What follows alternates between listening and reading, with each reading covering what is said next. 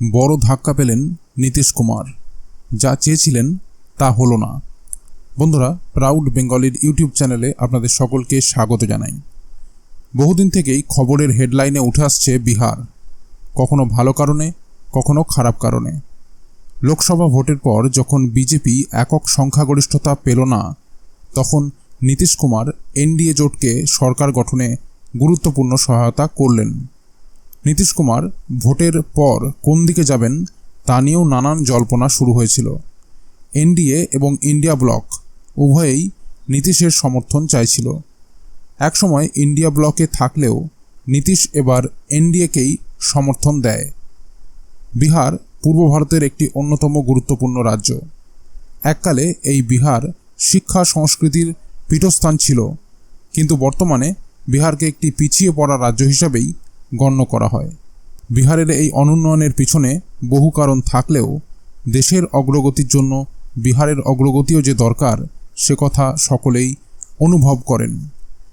বিহারের বর্তমান মুখ্যমন্ত্রী নীতিশ কুমার বর্তমানে কেন্দ্রের এনডিএ জোট সরকারের সহযোগী।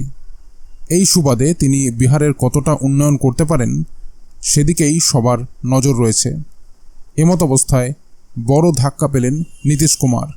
যা চেয়েছিলেন তিনি তা হলো না। বন্ধুরা, পুরো খবরটি আপনাদের বিস্তারিতভাবে জানাবো। তার আগে ভিডিওটিকে লাইক করে রাখুন এবং চ্যানেলটিকে সাবস্ক্রাইব করে রাখুন এই ধরনের গুরুত্বপূর্ণ খবরাখবর সবার আগে পাওয়ার জন্য। আর বন্ধুরা, সকলেই কমেন্ট বক্সে লিখে জানান এনডিএর জোট সঙ্গী হিসাবে নীতিশ কুমারকে আপনি 100-এর মধ্যে কত নম্বর দেবেন, লিখে জানান কমেন্ট বক্সে। তো বন্ধুরা, চলুন এবার পুরো খবরটি বিস্তারিতভাবে এবং গভীরে জেনে নেওয়া যাক। বিহারের মুখ্যমন্ত্রী নীতিশ কুমার একটি বড় ধাক্কা পেল। পাটনা হাইকোর্ট বিহার সরকারের চাকরি ও শিক্ষায় সংরক্ষণ বাড়ানোর সিদ্ধান্ত বাতিল করল। 2023 সালের নভেম্বরে জারি করা একটি বিজ্ঞপ্তিতে সংরক্ষণ আইন সংশোধনের প্রস্তাব করা হয়েছিল, যার ফলে বিহারের মোট সংরক্ষণের পরিমাণ 75% পৌঁছাত। পাটনা হাইকোর্টের প্রধান বিচারপতি কে বিনোদ চন্দ্রনের নেতৃত্বে একটি বেঞ্চ এই আদেশটি পাশ করে।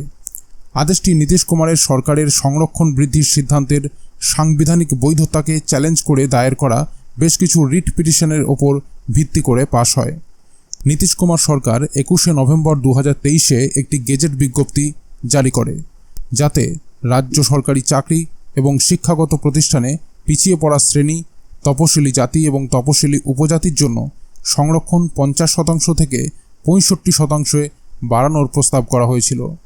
দুটি সংরক্ষণ বিল, Bihar reservation of vacancies in posts and services SC, ST, EBC এবং ওবিসি সংশোধনী বিল এবং বিহার শিক্ষাগত প্রতিষ্ঠানে ভর্তি রিজার্ভেশন সংশোধনী বিল 2023 গেজেটে প্রকাশ করা হয়েছিল। এর ফলে অর্থনৈতিক ও দুর্বল শ্রেণীর ইডব্লিউএস এর জন্য 10% সংরক্ষণ যোগ করে মোট সংরক্ষণ 75%-এ পৌঁছাত। কাস্ট সার্ভে 2022-23-এর তথ্য বিশ্লেষণ করে সরকার তপশিলি জাতির জন্য সংরক্ষণ 20%, তপশিলি উপজাতির জন্য 2%, অত্যন্ত পিছিয়ে পড়া শ্রেণীর জন্য 25% এবং অন্যান্য পিছিয়ে পড়া শ্রেণীর জন্য 18% বৃদ্ধি করে। গেজেট বিজ্ঞপ্তিতে বলা হয়, তথ্য বিশ্লেষণ করে দেখা যায় যে পিছিয়ে পড়া শ্রেণী, তপশিলি জাতি এবং উপজাতির একটি বৃহৎ অংশকে উন্নীত করতে হবে, যাতে তারা সংবিধানের লক্ষ্য অনুযায়ী সমান সুযোগ ও মর্যাদা পেতে পারে। পিটিশনাররা যুক্তি দিয়েছিলেন যে রাজ্য সরকারের সংরক্ষণ বৃদ্ধির সিদ্ধান্ত তাদের আইন প্রণয়নের ক্ষমতার বাইরে। তাদের বক্তব্য ছিল, সংশোধনীগুলি ইন্দিরা সাহানি বনাম ভারতের ইউনিয়ন মামলায় সুপ্রিম কোর্টের রায়ের পরিপন্থী, যেখানে সর্বাধিক 50% সংরক্ষণের সীমা নির্ধারণ করা হয়েছিল। সংরক্ষণ বৃদ্ধি বৈষম্যমূলক ছিল এবং নাগরিকদের সংবিধানের 14, 15 এবং 16 অনুচ্ছেদ দ্বারা নিশ্চিত করা মৌলিক সমানাধিকার লঙ্ঘন করছিল। তো বন্ধুরা, এই ছিল পুরো খবরটি যদি গুরুত্বপূর্ণ মনে হয় তাহলে অবশ্যই লাইক এবং শেয়ার করতে ভুলবেন না। আর চ্যানেলটিকে সাবস্ক্রাইব করে রাখুন এই ধরনের গুরুত্বপূর্ণ খবরাখবর সবার আগে পাওয়ার জন্য।